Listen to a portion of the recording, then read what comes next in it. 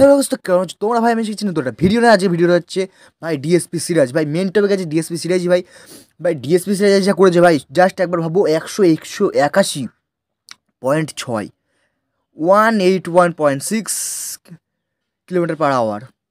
এটা হচ্ছে মোহাম্মদ সিরাজের বোলিং স্পিড।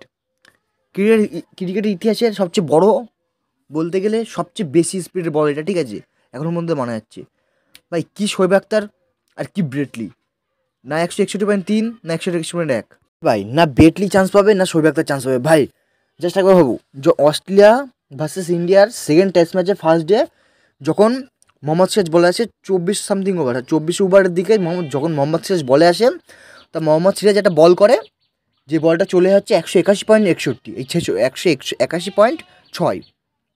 জাস্ট একবার ভাবু, 181.6 মাথায় সবাই সবাই সবাই সবাই ভাবছে কী হলো কী হলো, কিন্তু পরে সে জানা যায়, দুঃখের খবর হলো পরে জানা যায় এটা টেকনিক্যাল ইস্যু ছিল। বাট ভাই 181 তো দেখিয়েছে ভাই, এটা একটা মজা। তবু আমরা যেহেতু আমরা এখন যেতে পারছি না, সেভাবে আলাদা আমরা এই কথাটা আমরা বাদই দিলাম। তো ভাই মজা তো এসেছিলো কিছুক্ষণের জন্য, কিন্তু হ্যাঁ পরে দুঃখ এসেছে টেকনিক্যাল ইস্যুর জন্য কোনো রকমের। আর এমনি আগের দিন যা হচ্ছিলো ম্যাচের মধ্যে ভাই, একবার কারেন্ট চলে যাচ্ছে আবার চলে যাচ্ছে, লাইট অফ হয়ে যাচ্ছে, এদিকে টেকনিক্যাল প্রচুর প্রবলেম হচ্ছিলো প্ল্যাটফর্মটাই, মানে প্রচুর প্রবলেম হচ্ছিলো গ্রাউন্ডে।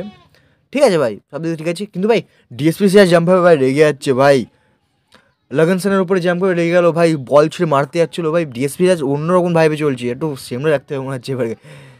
তো চল আজকে এত মতোই, টাটা, বাই বাই।